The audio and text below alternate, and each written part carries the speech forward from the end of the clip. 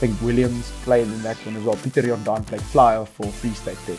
I'm playing EP country districts, and I'm seeing these out, and I'm like, wow, perspective as well, coloured person going into a predominant white school, learning in a very white Afrikaans school. Coach Eddie, what's up? He's like, you're gonna go to Kimberley. I'm like, okay, what's happening in Kimberley? Ball bounces just before the halfway line, and now it's a race down to the try line. And I don't know how I made it, but I just made it. They don't give you a number, so they don't necessarily say to you, listen, we're going to give you a contract to the value of this, or it's going to be a contract linked to the Cheetahs. So it's not going to be like 120,000 anniversary. That's what we give you type of thing. There's no numbers associated. There's a moment where you kind of went, yeah, I don't think actually this is going to be viable. I ended my playing career on a high, but also started my analysis career on a very big high. What it is that you need to put in, the better you can actually, put yourself in the rugby, I think space in the, because we understood that scrum penalty can potentially put us into a 5-meter line out. Yeah. More try, 7 points on the board, game change. Right. Hello everybody and welcome to the Forever Sports podcast. Finally getting this off the ground. Something we've been wanting to do for a long time, and just something we basically just haven't really had time to do. But we are now officially launching it, and this is going to happen every single week. We're going to be having new episodes coming out Sunday, 7 o'clock, with lots of different personalities, different sports as well. It doesn't have to necessarily be rugby specific.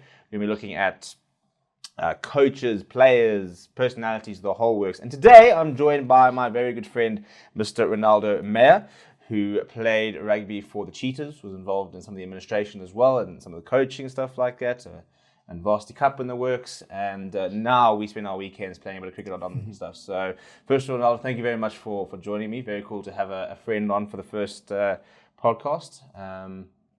Looking apparently like a pop star at the moment. So, how are we? Cool to be here. I think the idea of chatting about your past is always daunting, because you're going to try and obviously portray yourself good, but also, there's the different perspectives that also obviously exist. But for me, it's cool to be here, just chat about it, and have fun. Yeah, well, I think you've got quite an interesting career because, and we'll sort of dive into it. It didn't come from necessarily a traditionally big sort of rugby school and type of thing, coming from the Eastern Cape as well, and the whole works. And it's going to be interesting to sort of learn about the different levels and sort of where the step ups. But before we get into the Cheetahs and Shimlers and Varsity Cup and that whole thing, let's go right back to the start. When did small miniature Renaldo Meyer first pick up a rugby ball? Yeah, it's quite cool to chat about the background there. So we come from a town called Pierston, so it's quite small. So played rugby like the guys would play in the streets. So you would literally pick up a bottle or whatever the case is, you stuff it with some paper, and then you'd play there. So probably like 3-4 years old there. And then obviously at school, we had teachers that were quite passionate about it. So they identified early that I had a bit of skill. I'm able to step and I'm able to run and accelerate. And I was quite a natural sports type of person. Not the biggest out, but I think talented, from a very young age. And started playing regional levels at under 11 and under 12. So I played what they called back in the day the Jumbo Weeks. I don't know if you remember that. So he played a bit of that. So that's actually where I was then scouted by Gill College's head coach. And then he said to me, listen, we would like you to come to Gill for your high school career. I actually see a bit of a future there. And luckily at that time... How old were you at that time? That I was 12. Nice there was myself and Peter Jordan. We played in the same rugby as well as cricket team. So his dad, Tolly Jordan, which is obviously a big name within the, I think, rugby fraternity, from understanding sports administration and sponsoring stuff. So then I moved to Summer Cities and then started my kind of a bit more professional rugby, if I can put it that way. And so then under 14, under 15, fly off fullback, the 16s, played also regionals. And then I think for me, the cool thing about my school upbringing that time was I was then put in, I think, opportunities or situations where I was able to play again cricket for EP country districts, and I played rugby. First Craven week I played was 2011. Dries. How old were you at the time? Grade 11? I was grade 11. So I was grade 11. They picked me at fullback. So I played fullback and a bit of wing. And that's, I think, been the trend throughout my kind of career as well. But yeah, so we then played in Kimberley, and then we had Dries Swanepoel, and I think Williams played in that one as well. Pieter Jordan played flyer for Free State then. I'm playing EP Country Districts, and I'm seeing these oaks, and I'm like, wow. Yeah, his oaks know exactly, different level, different, and I think that's where my love for the Free State also kind of kicked in. So that's the early days of Renaldo. So I mean, high school wise, you now come from a sort of small primary school, you get scouted, so you arrive. So there's probably a little bit of initial pressure in terms of you're now kind of there as, I assume, a scholarship type of thing for rugby. What was the sort of the school setup? I mean, it's not. I think a school a lot of people will identify as being a big sort of rugby school. Were you quite unique in terms of you being one of the few players who sort of been brought in for rugby, or was it quite a big rugby program? What is the school? No, so it actually doesn't have an elaborate rugby program in as much as South African context. Obviously, for the school, it believed that it had a good rugby program, and their target was to produce at least 4 EP players. If you go on and play provincial afterwards. That is another tick. I think our biggest, essay, Hannes Maré was obviously, so he was at Guild College, he matriculated there, and he then became Springbok, so he was obviously the biggest guy there. But the pressure was there, I think, especially at a young age. There was a guy called Jamie Boyson that was got it in from folk school, and he was the big talk of the town. But then I rocked up, and then so I started playing first team rugby when my first cap for the first team was when I was in grade 9. What happened was the flyer got concussed in the literal first couple of minutes. Yeah. Then the reserve guy went on, and then he got injured, and then literally Coach Eddie said to me, "Listen, you ready to play?" I'm literally just finished playing in under 15 game, and I played almost, and I think that was against Hunklip, from Queenstown. So we played against them. So being thrown in the deep end was, I think, always been part of it. But then obviously having to just be calm and collected and kind of handle those pressure situations was not something that you learn from the beginning. I think it's a process. So over the years I had to just learn how to be okay with being under pressure. So that was quite interesting. And there's a social element to it as well. Coming from a small town and then going to a bigger small town. And then now from a cultural perspective as well, colored person going into a predominantly white school, learning in a very white Afrikaans school. So then learning that culture, understanding, the way in which they, support their kids as well. So, I mean, I was fortunate my brother could come watch some of my games, but most of it, I didn't have family members next to the field where the guys that obviously are my team literally would have their dads drop them off. Dads, grandfathers, everyone and their dog type of thing. Correct. Up the games. Correct. And then you almost become like a favorite because I was vice captain and played obviously with the bulk of the guys that are from Somerset East, but then we had 1 or 2 guys that are not from Somerset. So then you kind of migrate to them because they're also outsiders. But luckily I stayed in the hostel, and that also helped me a bit with managing that. Good mentors back in the day. So then EP selection in grade 11, and obviously grade 12 as well. What was that like in terms of now you're coming from? I mean, that was surreal. I promise you, surreal. Like I could never have, like even where I'm at today. Again, thinking back to where how things worked out, I can't explain. Some of the scenarios. I remember we got the call. It was a Sunday night, and I was with my brother and his, at the time, girlfriend's family. And he gets the call from our head coach. And he's like, "Listen, give Renaldo the phone." And I'm like, "Coach Eddie, what's up?" He's like, you're going to go to Kimberley. I'm like, "Okay, what's happening in Kimberley?" That's how oblivious I was to the fact that where Craven Week would even take place. One of those things, he thought that you would then be able to say, "No, listen, you're going to Kimberley," and you're going, "Well, why am I going to Kimberley?" And so that was quite surreal. I think the second year, I almost expected. Now there was an expectation in the sense that I need to perform, and now the school's also backing you a lot more now in the sense that our investment actually is starting to pay off because now not only are you making it a year, 17, but now second year you're making it, and now almost like kind of senior player because now it was a handful of us. I think we were like 5 of us that played 2011 as well as Yeah, I mean, 2012. what's the experience now when you go to the second year? Because now, first year, you're there probably bright-eyed, not knowing what to do, how does this all work, you don't know the coaches. Second year, it must be quite a sort of sense of familiarity and quite, I wouldn't say an arrogance, but you're there, you know, oh, I'm back here, you know, type of sort of thing. No, So is that a lot? I mean, it's much easier going in the second year, or is there also a certain amount of, well, there's the expectation now, you're second year, you're now expected to be one of the best players around you, because obviously you've been here, done that. And I think the concept of having player management as a program in place at unions is very important, because I mean, we didn't get a brief as like, now you're the senior players. Yeah. Where I think now, and I'll elaborate a little bit more about that later on, but it was so raw in the sense that you rock up there and then you don't realize you're a senior player, but you are, and then you've got to take responsibility. So I don't think that the management itself actually understood that, like, okay, cool, listen, these kids are now going to be, you know, senior players. They were just like, no, you need to perform at the top of your level.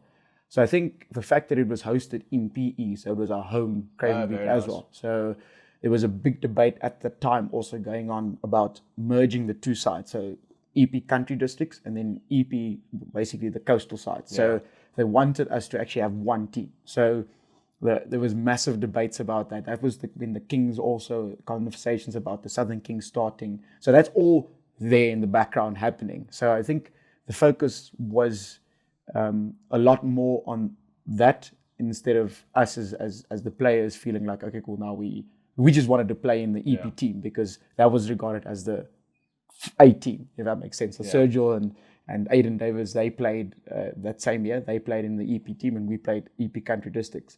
So when we went to PE, it's quite funny because we then were based in Uitenhage and they were based in PE. So there was like a lot of that debate going on.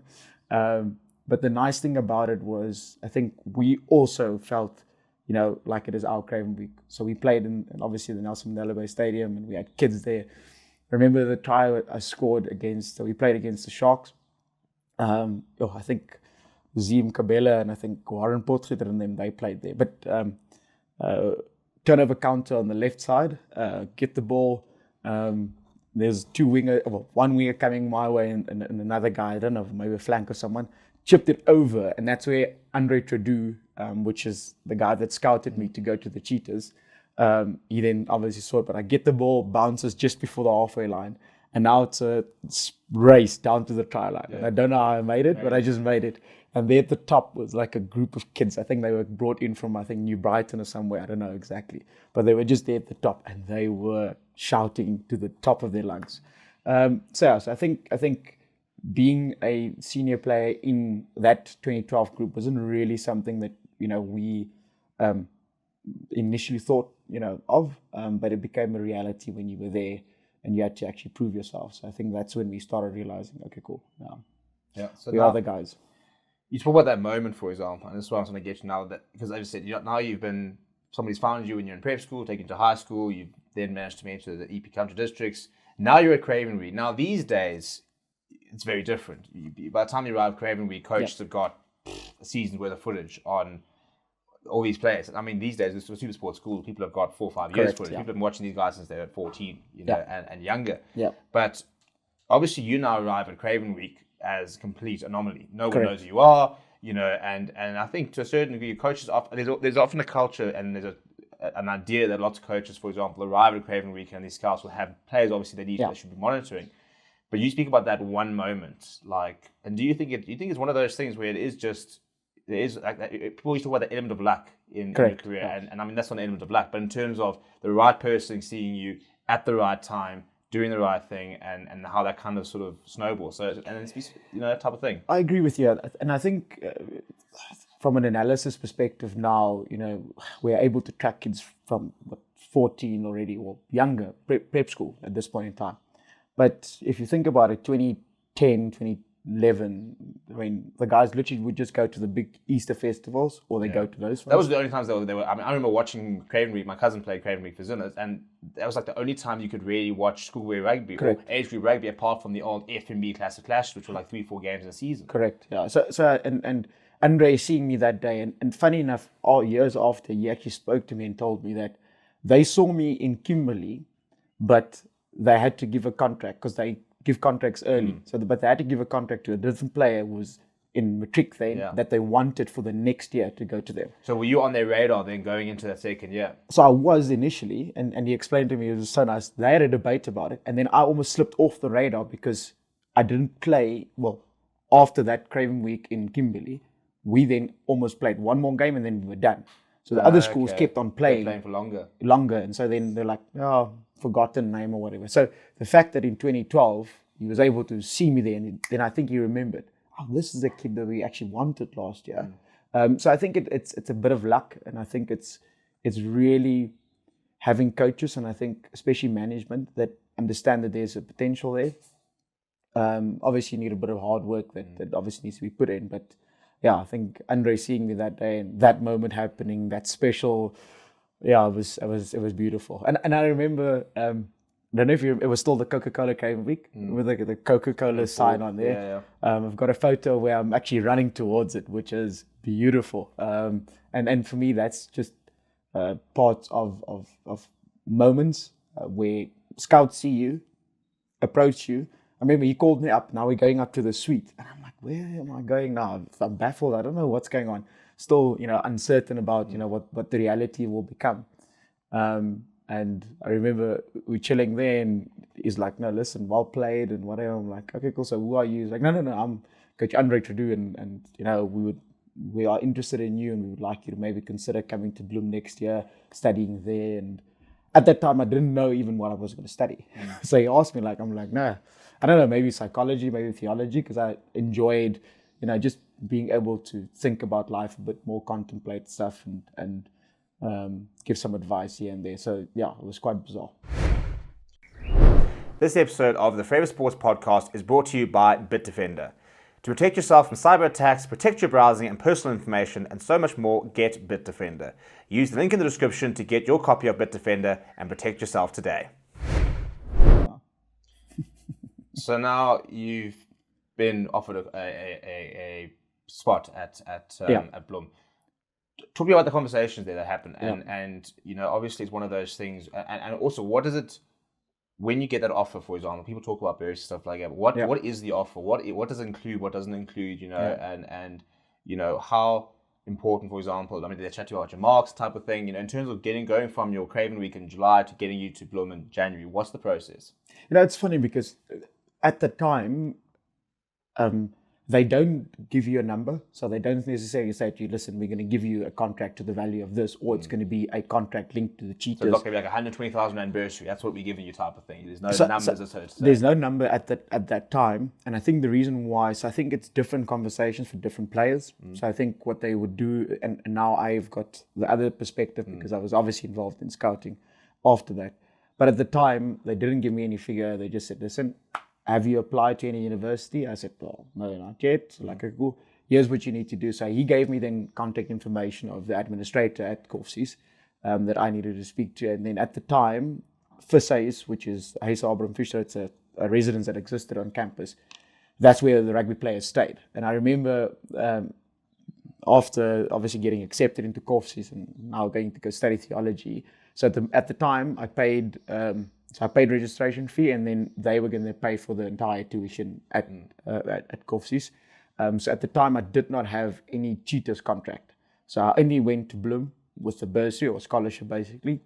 And then I had to obviously pay for my own accommodation or half my accommodation. Did you? So you had pocket. Okay. Yeah. So I had a close family friend that assisted me with the initial payments and stuff. So she's based in the UK and helped out with that. Yeah, but it wasn't like an all-inclusive thing. You still had to contribute towards... I had to contribite, and obviously, and we actually had debates in our family about, is this going to be worthwhile? Should you not rather go maybe to a, in a MU in Port Elizabeth where it's easier to get access to, go study, something more conventional. So I decided to go study theology, which was then, where are you going to work, buddy? What are you going to do for a living? How are you going to earn money? What's going to be the plan? Because by then, I suppose that then, from a parent's point of view, it's not so much, you're now thinking, I'm going to be a rugby player. This is it. I'm good enough. I'm going to be a rugby player. And I suppose your parents are sort of thinking, well, is he going to be good enough? What if he doesn't make it? So is this, you've got an opportunity to go to university, for example, but, how do we maximize that opportunity? Correct. Yeah. No, and so I think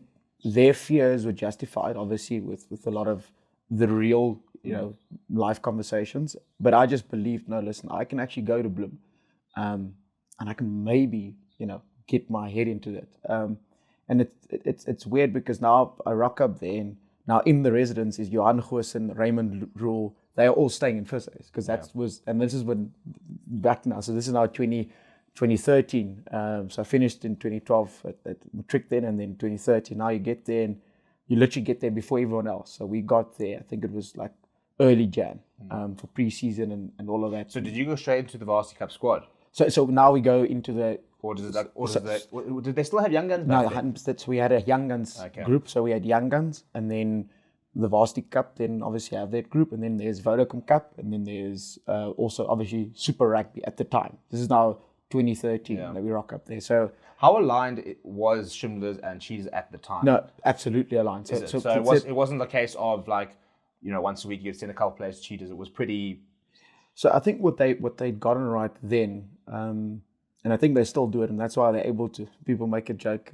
They say that everyone, when they play in Bloem, from Stormers, Bulls, everyone are just visiting home and then going back to go play for there, because most players come from there. But Bloem, I think the Cheetahs at the time had a very strong connection with the university. Michael Warwick was still there. He was still the head coach of the Shimlers at the time.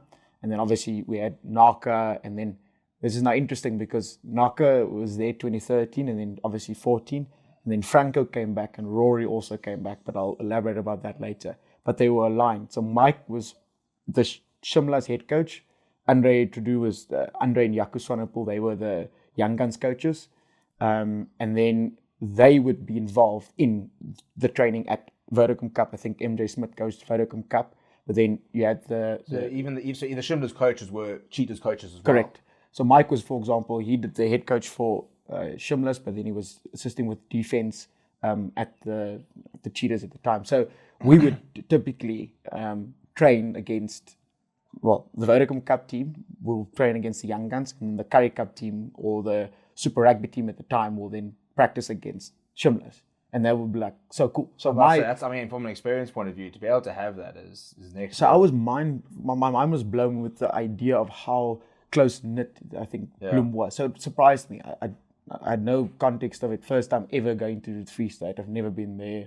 Don't know anything about the culture. So I think that initial experience also then helped me. Again, the golden thread there. Understand. Okay, cool. You're thrown into the deep end.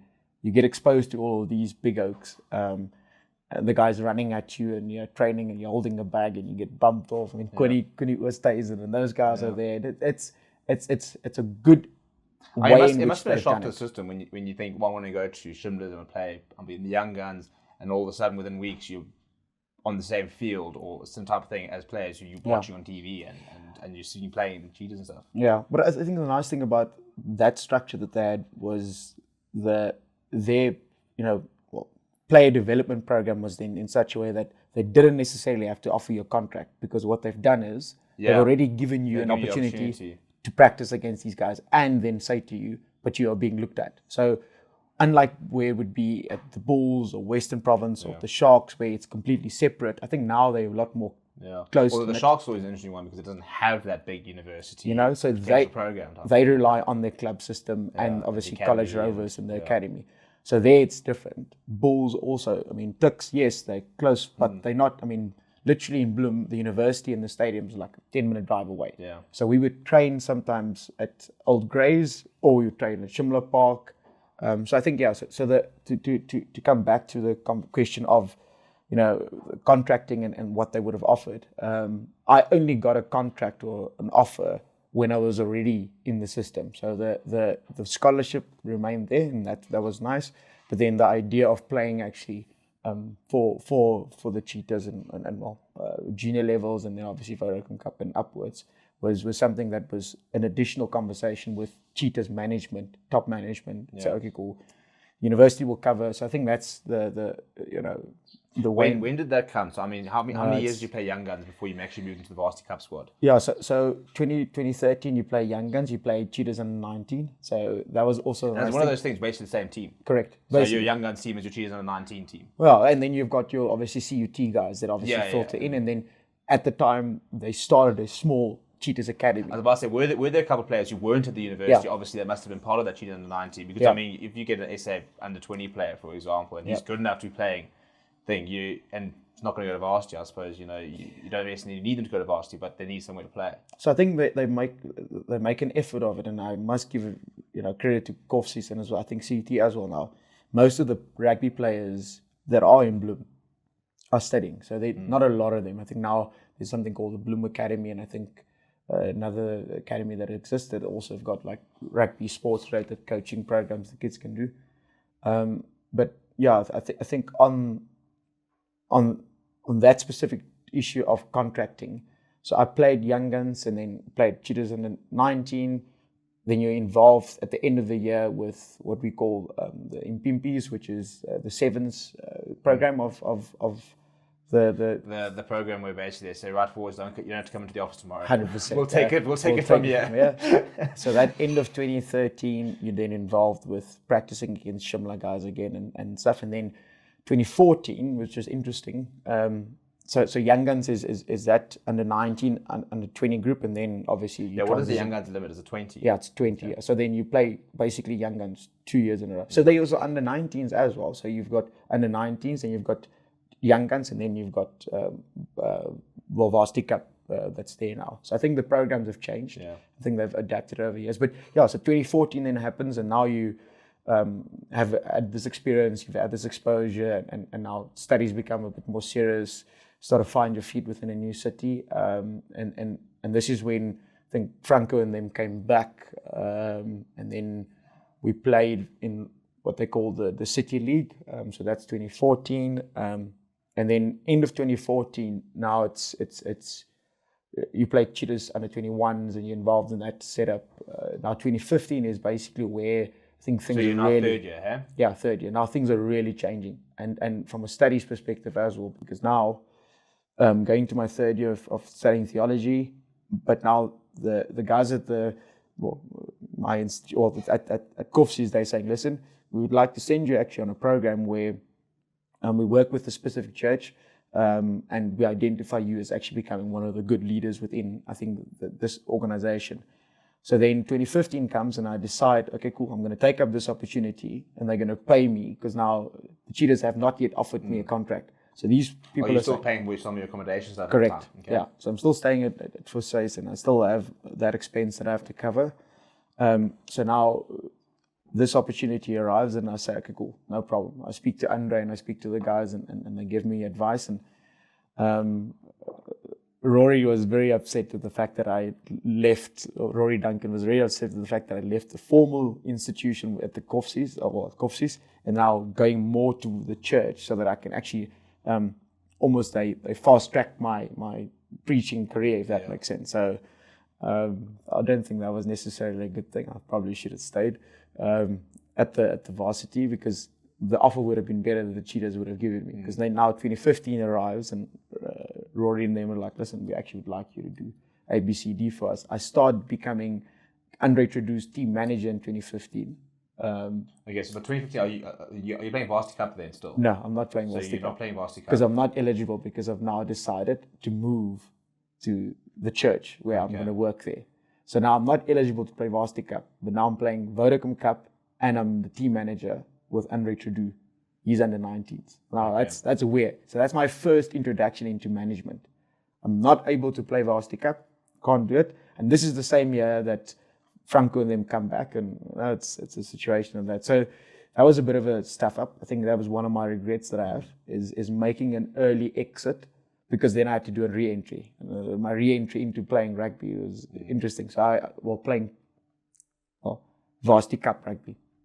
So now I'm now part of the Vodacom Cup squad, and I'm playing Vodacom Cup with some of the guys. This is now early 2015, and young, and then obviously trying to make under 21s, and then so I think that's the end of the year that Franco came back, and then he took over from Naka at Super Rugby. This is now 2016. Yeah. So now we're still playing Super Rugby. There's no conversations regarding playing in Europe. Nothing at that point in time. So now the experiment of going to the church and working with them, and they're paying me, which is nice, which is like kind of doesn't work out as good as I expected. So 2015 play V Cup, Vodacom Cup, not Varsity Cup. So I miss out on that group. Now 2016 is now I have to re-enter into playing varsity, right? So did you go back to like third year type of thing? Yeah. Or, so basically you took a year sabbatical from correct. varsity, now you're back into third year. Correct. Okay. So a year sabbatical, now I'm back 2016 and this is now a situation where Rory's back in the fray, Franco's in the fray. Franco coached us with the City League that year. We actually win and gone on and almost won the thing. He then gets the job to coach now Varsity Cup. He coached Varsity Cup that 2015, if I'm not mistaken. That's when they won, I think, if I'm not mistaken. 2015 they won. So 2015 they won the Varsity Cup. Shimless. Yeah. That's when he came back. So he came back and did that. 2016 now he's coaching Super Rugby. Rory's coaching V Cup, and that's when I started getting paid from them, because I obviously now my role was dual playing as well as being team manager for the under. This is not 2016. 2016. Okay. So now I'm a team manager and I'm playing again. So I then play Varsity Cup 2016. And so that was quite interesting getting back into it. So yeah. Okay.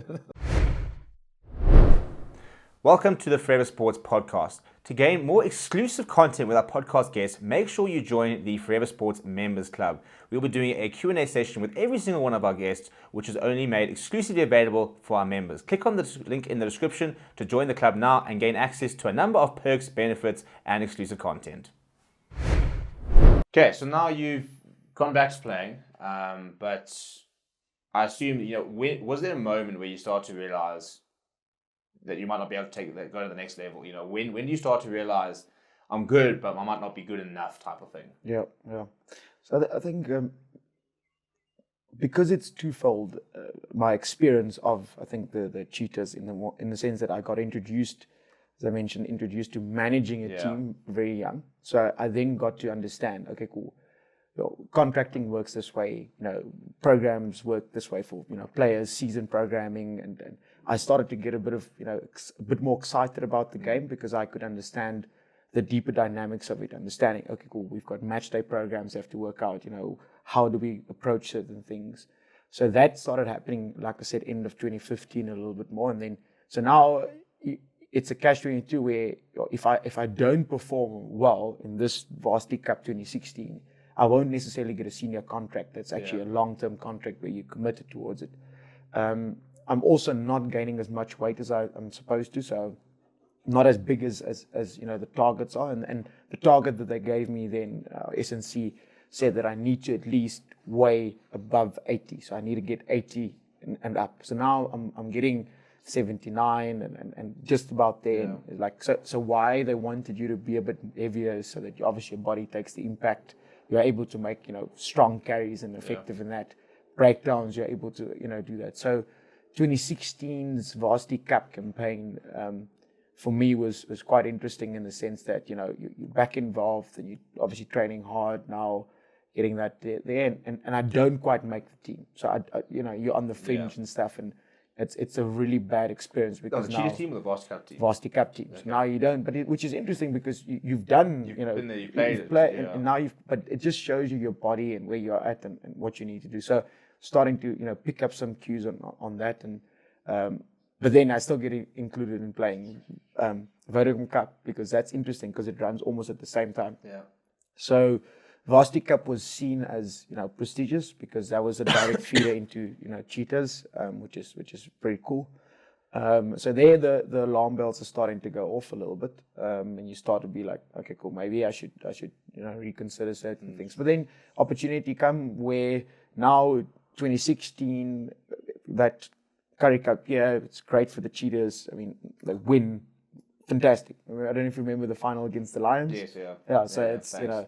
So the team does exceptionally well, and the support that we give them, and because we're still there training and practicing against them and stuff, and you start becoming kind of like, have I made the right decisions? Is there still a bit of a future? And then it happens that the conversation about the Cheetahs entering pro rugby and leaving Super Yeah. Rugby becomes interesting now, because now it's beginning 2017, another year of Varsity Cup, and this is where, so now I'm back into the Varsity Cup fray properly, Yeah. like I'm playing. And I want to share a funny story. We playing against NNMU at Shimla Park, and it was high tension regarding fees must fall and all of that, and we're literally on the field, and the guys storm onto Shimla Park and they hit one or two of our players, but then we have to run and hide basically in the Shimla room. Yeah. So myself, Feeders 4 was a wild time during Varsity Cup. Ox and those guys, and that's an interesting experience that you have. You never in your life thought you would ever have like fans come into your Coming park. on, start beating up players. But and they've obviously had valid, arguments and points and stuff. But now V Cup finishes, you play again Vodacom Cup, and now the Cheetahs are now faced with the decision of, we're now leaving Super Rugby. Now I'm starting to do a bit of analysis for Rory in the background as well. So he's asking me to do video footage. He's now coaching the Currie Cup team, because Franco is now using, obviously still pro Super Rugby, but now his conversation is starting to happen where I think he's going to go abroad, or he wants to leave. Rory comes back properly into the coaching fray. Now we're having to play Currie Cup. We're finishing Super Rugby in 2017 year, but now we've got to play Currie Cup. It shifted, but we have got to play our first year Pro 14. Pro 14, yeah. Pro 14. Now it's a situation we didn't prepare in terms of players. Now we don't have a lot of players available for these things. So you basically two full squads. And now so that's when you start getting opportunities to play. So then you play. So now play certain games, played against Pumas, then you start playing again, because now one group has to tour. Yes, yeah. Another group has got to. So that's when now Don Heeman is coaching the Currie Cup team. Him and Isak and they involved there. Isak that's still involved at the Cheetahs at the moment. So my end of my playing career was actually like a highlight, which is weird. So I've already given up. Yeah, you've already given up, and then you start playing Currie Cup. Yeah, and then you played at your highest level at the end just before you basically gave it up. And not because we don't have it, because we had enough solid players, but you have to win both. So you've got to balance the teams out and whatever the case may be. So that was quite interesting. But then at the same time, now I'm being pressurized to make a decision whether am I going to actually be the analyst or am I going to be playing. And it's been weird, because that was a trend my earlier days as well. There was one game we played. I'm going to highlight this, and I think people will enjoy the story. We're playing in Winterton against the Sharks. So we're playing, the under-19 team is playing against us. I'm in the under-21 team, but I'm the team manager of the under-19s. So literally, I manage the team, literally change, go sit on the bench, and then literally get put on, and you play basically a full game. So my career has always been a combination of being involved in management, but also having the option of being able to play. So that was interesting. And I think that convinced me, I think for me is that, one, I'm not big enough. I don't think I had it. Yeah. So as much as... Was there like a game or a moment where you kind of went, I don't think actually this is going to be viable? Or I think it actually happened in Varsity Cup. So we were in this bubble. So the seas must fall situation happens. We play up in Soccer City, play a couple of games here. I think we played 2 games there. Now we're flying down to Cape Town, finishing off there in Cape Town. And now we're playing against, at the time, it was a UJ group. And it was a very strong UJ group. Ronald Brown and those guys were still playing there, Hilton. And in that game, it was actually going horrendous. So I'm playing at fullback, and wind is swirling in that stadium, and it was just not going my way. We ended up losing the game. I think we got thrashed. I think we got like 50 on us. And that was, like, for me, the worst experience. Not even my playing other teams was worse than that game. And I think that's when for me, it like, maybe I do not have, the height to jump as high as I'm supposed to get the high balls. So I had a very honest conversation with myself also, I think, not before this Currie Cup split campaign. And I'm like, listen, potentially it's not for you. And then you get to go play and you score 1 or 2 tries. I mean, we played against I think it was the Bulls, if I'm not mistaken, outside at the Old Grays is the field, so you don't play, score, nice try against them. So then there's nice moments like that, and then you go as a player, you go through dips, and I think. Did you reconsider? I did, but I also became very aware of the lack in terms of I think my body weight and height, and I never actually I felt like I've had my fair share of rugby, coming from nothing basically, and then making it. So then I'm like a player, and then you're like, no one can take that away from you. And then you're like, okay, cool. Maybe this is as far as it goes. Yes, there's a dream to play Springboks, but now there's a different opportunity. You could potentially be one of the greatest management members, because now something like analysis is becoming a reality. Wynand Ellis, that's currently at the Lions, left in 2017, and then Rory's like, listen. You've got the skills, you got the game knowledge, you got the understanding. And I think why I was able to survive as a player for so long is I was very smart in terms of how I play. So I would always identify space. I was good kicking. I was able to kick. I mean, if in the day 50-22s existed when we played, probably would have had. So I've always would have loved it, because able to kick ball in behind, understanding a little bit of space. I was able to beat defenders. I was good attacking, and I focused a lot on my breakdown detail because I was smaller. So typically speaking, I would work hard off the ground. When I'm cleaning, I understand I go low, just below the shoulder. So a lot of the stuff that I implemented is stuff that I learned because I'm involved in management. Yeah. Because now I'm sitting in the meetings when the guys do team selection. And this guy's saying this person's doing this badly, and you're going, oh, I didn't even think about that. They're actually noticing these type of things about a game. And they actually have a list where they're saying, okay, cool. This is Ronaldo's gym work. This is his conditioning at the moment. Okay, cool. This is what he's trained, for example. Okay, in the past 10 games, he's made this amount of errors. That's his, error rate, but also this is what he does in terms of situations. Yeah. This is how he changes the game. Can we pick him? Yes or no? It's then you like as a player, you're like, okay, cool. Yeah. I've had a great game. I'm feeling good. You think that you've made it, but actually, if you look at your I suppose like Rusty talked about the battle stats. 100%. And a fan can watch a game and think a guy's had a really ordinary game. But Rusty and they will have their own metrics in terms of how they assess what a good game is and what a bad game is and stuff like that. And I think that has changed. And so that's what I think for me, I really started enjoying rugby because I watched it from a different perspective now. And I think that I ended my playing career on a high, but also started my analysis career on a very big high because I was then involved.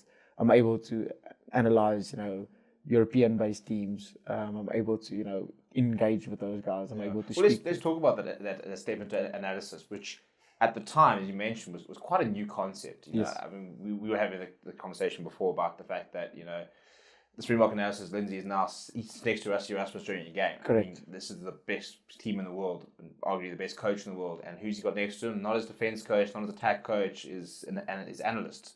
You can then say, listen, this is happening, this is happening, this is happening. So what did an analysis look like when you began? Yeah. So I think it was especially, so coaches depended on their own notes and their perspective. So what they would obviously see during practices and, some of their notes during the games. But I think video analysis changed at the sense that players started becoming more, interested in their own, performance. So players used to trust the coaches. So 2017, we had one camera and then we had one or two monitors where the players were able to review stuff on, and the players didn't do it. So Rory and I came up with this idea, and I think the other guys also loved it, is the fact that we actually need to build a performance analysis department. So we didn't for example, have a room where the players would sit in. They would just randomly sit. Yeah, I'll never forget watching. I think I was watching All or Nothing in the NFL, and they've got these massive rooms with TV, and you can literally go on there as a player and go and pick Renaldo Meyer, and it just comes with all your clips and stuff like that. It's meant to the kind of detail that they kind of go into. And that's where we are currently at the moment, where players are so hungry to understand where they are in terms of their own game. But I think the agents have also understood how player contracting, has changed over the years. So I think there's been a drive from negotiating as well to say, okay, cool. I think that Ronaldo's worth 2 million. Okay, cool. Where's the evidence of it? Okay, cool. Here's the guy's clips. Here's his information. Here's his that's data. an interesting point. So, it becomes So scouts have also played a big role in that, as well as the agents. So I think the big agents at the moment have their own analysis department. So I think that has changed it, because now players are saying, yeah, but why don't we have this at our actual union? You know. Yeah. So I think that's one key to it. We had to introduce, different equipment that we used. I mean, cameras.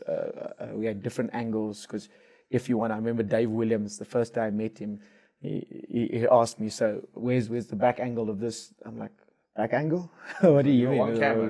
What do you want? Where do you want me to put it? Where do you want me to put it? And so then you now, instead of looking at information through one view, we were then saying, and actually it's funny, some of the super sport guys still this day, and when I see them and we sit down for a beer, they always chat about how I used to come with my 4 hard drives, give it to them as backups, because I want all the different angles. Give me everything, yeah. So where we were was very basic, that 2017, but then because we're now playing against tough opposition, we now realized, okay, cool, we need to invest in the analysis department. So I had to come up with a proposal, say, okay, cool, we need cameras, we need, we didn't get a drone initially, but later on that was added.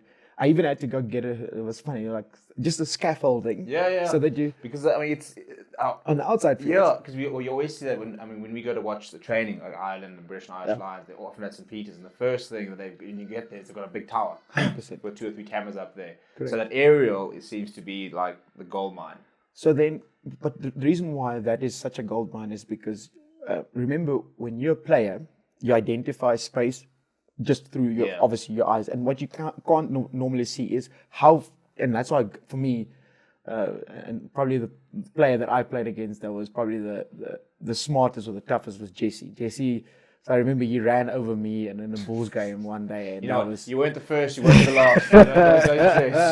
It was surreal. I remember I went off for concussion. It was in Bloom. He ran over me. It was like, but Do you then get vindicated when he gets picked for the box? You're like, you know what? At least he was that good. I haven't been just run over by some pub player on a Sunday. 100%. No, but again, and he's one of the guys that have really from a very young age proved that he's got the rugby knowledge, rugby acumen, and he's got the dedication. I mean, if you look at where he is, Rassi always says, and I really believe this when he says it, he says, you can't say a player had everything, but he lacked a bit of gym, he lacked a bit of self-discipline. He was maybe drinking too much. If you don't have it, you don't have it. Like, we mustn't, sugarcoat things. And I think a lot of youngsters out there need to realize the sooner you understand what it is that you need to put in, the better you can actually, put yourself in the rugby, I think space and domain. A lot of guys go into, I think, rugby and professional sport, thinking they've got it because they've been told by mom and dad and by a coach. School coach, yeah. And they blindly go into the industry, and they actually make it tough for the industry to flourish, because now you've got to look after you, because you can't play a bit, you can't play a bit. But now I don't have all the time to help you correct your stuff. Professional sports people at the moment, coaches, the best coaches. I mean, Stuart Lancaster and these guys, those are some of the guys that I met that I was like mind blown by. And what they do is you rock up as a player, you prepared. I don't have to tell you that you need to understand where your game is going to be in the next 5 games. Yeah, I suppose it's a bit like the NFL, going back to this example, the idea of a playbook. Correct. Where you say, right, there's your homework. When you arrive at practice, you need to know how we work. And I think that's a big thing that we've seen with the Springboks having these alignment camps. And sometimes they won't even put a boot on. They won't go into the field. But they'll spend 3-4 days just, right, this is how we work. This is how this is what you expect to know. This is what you need to know. Yeah. And you speak about the fact that it wasn't available for you now. Whenever you speak to the players now, and it's about doing the homework. And it's about, how they will spend hours and hours and hours watching clips of them playing, their opposition, for example. Something like an Oxen Chair is going to spend the entire week watching his opposite at tight end. Right, where can I find that small margin and stuff like that? Interesting enough, Ox is very cool because Cornel van Zyl and so Don and like I said, Don Neiman came back into the fray, and then we used to do morning scrum sessions, like for 5:30 in the morning, like, and then the guys would rock up there. I would have the iPad there with me, and then we would have the tripod set up for a still angle, and then I would be able to just move because we wanted to see. Lying on the floor with the. It's funny. It's funny because they were literally. So what we do is you actually have a look at what angles you want to try and manipulate within, opposition. So then you would have, okay, cool. We'll mock, for example, what Trevor would look like when he sets up. Then okay, cool. Then we say, okay, cool, Ox, then you obviously go for it, there you chase it and whatever. And that's the level of detail that we actually went into because we understood that scrum penalty can potentially put us into a 5-meter line out, maul try, 7 points on the board, game changed. From that one moment. From that moment. I mean, Oxenshire, that second half performance against England last year at the World Cup, might go down as one of the most influential prop performances of all time. Absolutely. Absolutely. And he's done this on numerous times. Yeah. I mean, he's done this for the Cheetahs, and again, against the Lions in a couple of games. He's done it against the Bulls. So that is only a result of the fact that the guys did the work in the background. Yeah. So we looked at the information, and sometimes you don't just look at data. You look at how do you interpret the data. Okay, cool. What does it mean if we... So, for example, against France, one of the Springboks tactics was the fact that, okay, cool, let's call for a scrum. Yeah. Because let's not kick it to them because that's what France wanted to do. The France will kick back and forth all day. So they said, right, cool, let's get these guys running. So now Lindsay's involvement in getting that trend, it's years and years and years of understanding that there's things that are, well, we call it sequences. So we used to have like different sequences. So within the first 5 minutes, you look for certain things as an analyst. So before the game, you'd actually replay what we call the preview video. So our plan that we then came up with is and just I think people will enjoy this and then I can appreciate this. So if we're playing in a campaign, so this Friday, so you start of your Currie Cup campaign, you're playing Bulls. Next week you play Sharks. The week after that you play Lions. So we would work 3 weeks in advance in terms of our video footage. So we would, for example, so our first opposition would be the Bulls.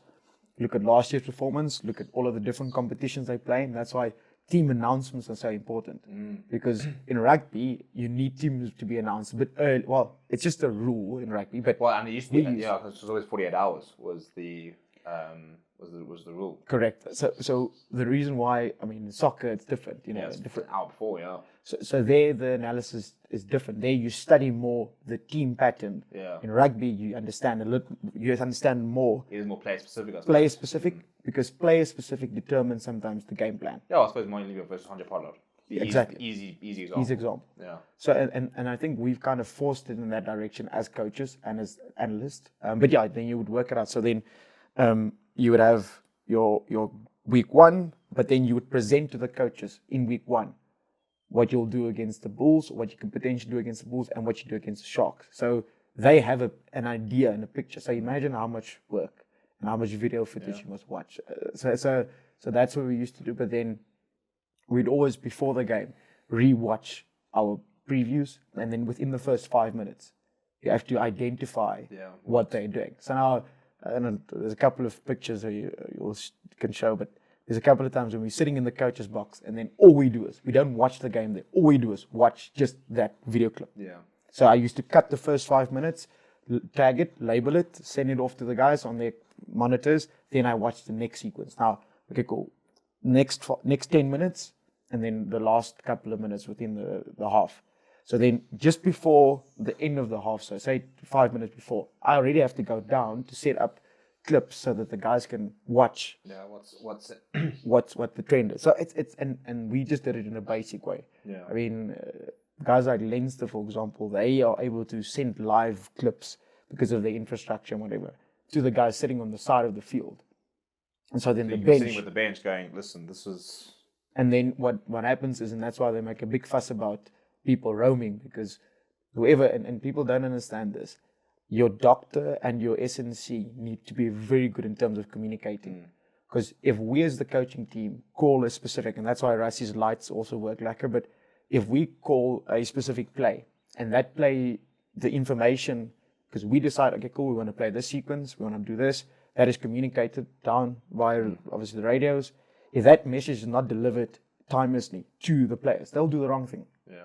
And yes, you trust them to follow the game plan during the week, but what we see, and again back to the different camera angles, what we see is a lot more in terms of space, how deep the players are, where we are able to identify, errors in their defense.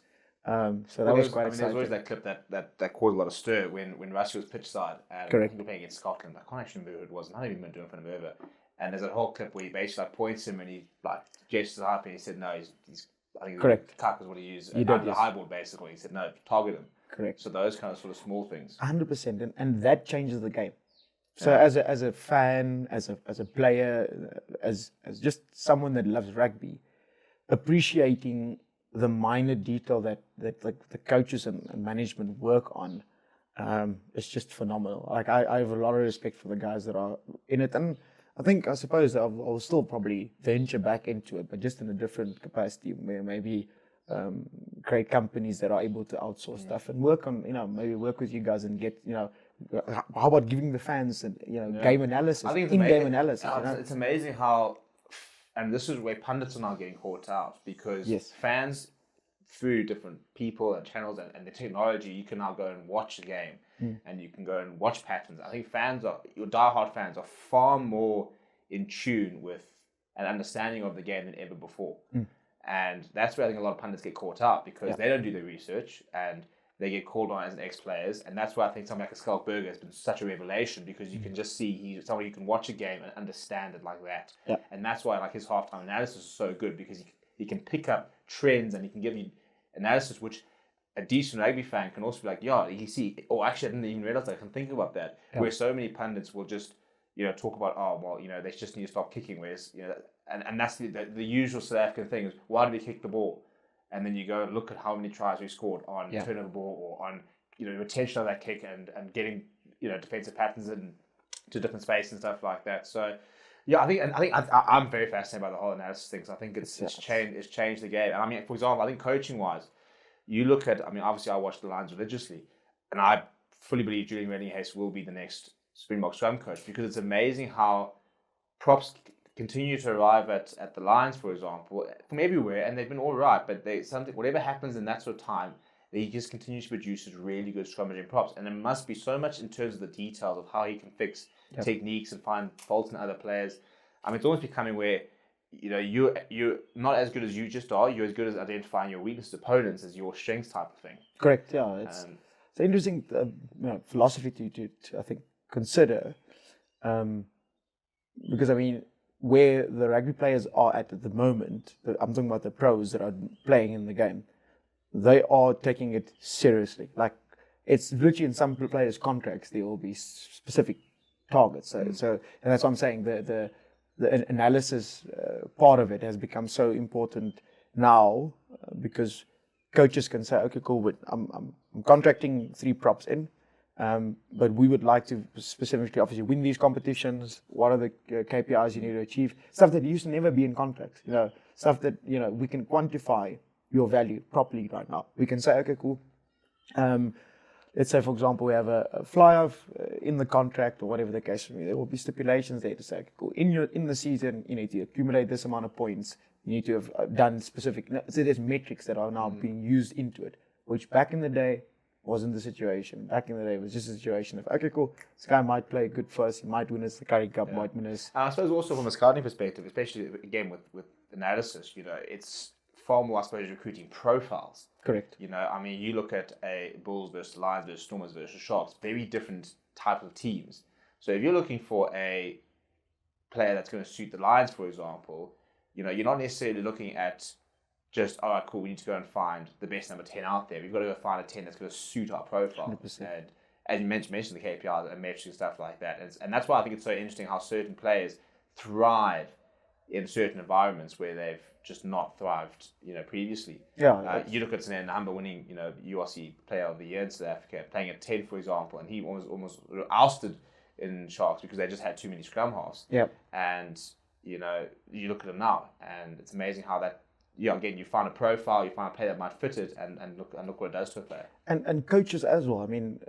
It's so cool that Malusi is now part of the 20 SA and 20 or junior box group. But Malusi and I always used to speak about how coaches sometimes you coach your methodology and whatever, but and that's he loves the saying that victory loves preparation, and that comes from the idea of who are these players that we're actually signing. So for me, he is brilliant in understanding talent and Sia Masuku, for example, he went to go get, and Sia was playing like low levels, but Sia Masuku has literally been on Malusi's radar for so long, and make sure, okay, cool, Sia, do this, do that, and now is obviously flourishing. So I think environment does obviously produce different players, but I think the coaches, players, as well as the culture that's created by the company itself, that has a massive impact on it. And analysis, I mean, you're now seeing the Sharks are also doing like in the shared videos. I mean, those are things that didn't exist back in the day.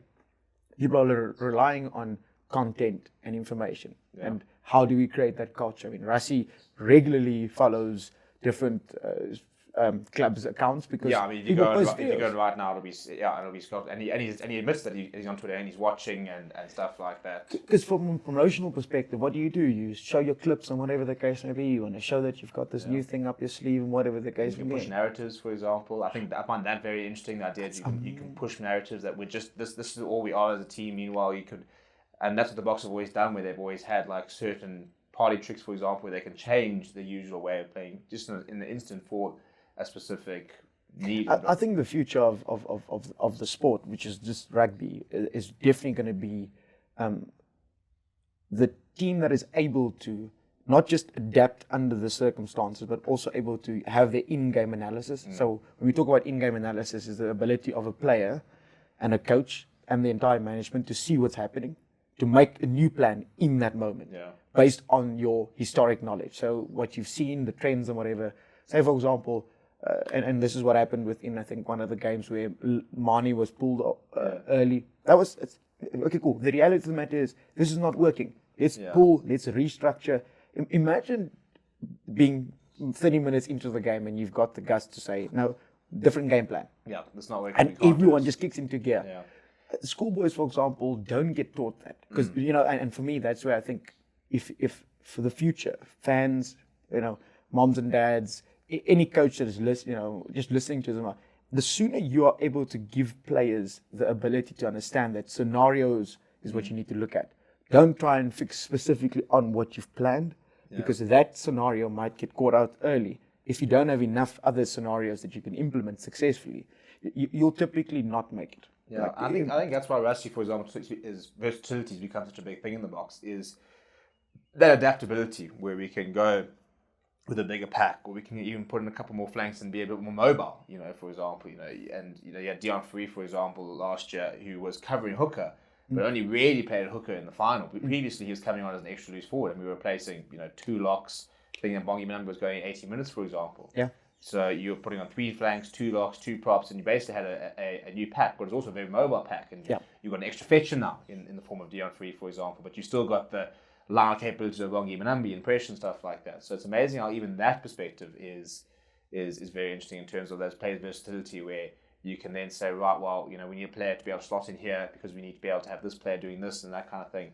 I think that's different ball game, and I appreciate the detail that they put into the preparation for the players, all of that. I mean, looking at the documentaries, obviously we get a snippet of some of the things, but I think we're really at a very good spot in terms of rugby, and I'm talking about globally, because now I've got to Portugal wasn't bad as much as they played a kind of, but just look at the fact that they are now able to implement structure, processes, and all that stuff, and that always stems out of the analysis done by the guys in the back rooms, which is cool. Yeah. Well, Renaldo, it's been a really, really cool chat. It's not going to be the last time the channel's going to see you, because we do have some exciting plans. But thank you very much for the chat. And as you said, never take anything away, Currie Cup player. And looking forward to all the things we're going to do together and stuff like that. Thank you. To everybody else, if you are new to the channel, please make sure that you smash like on the video, show some love for Renaldo down in the comments. Ask him some questions, because we are going to have him back on the show very soon. So we can really sort of dive into any questions you might have. Otherwise, any comments, suggestions, requests for guests, for example, put them down in the comments below. Make sure you subscribe to the channel as well. And we'll see you guys all next time for another edition of the Forever Sports Podcast.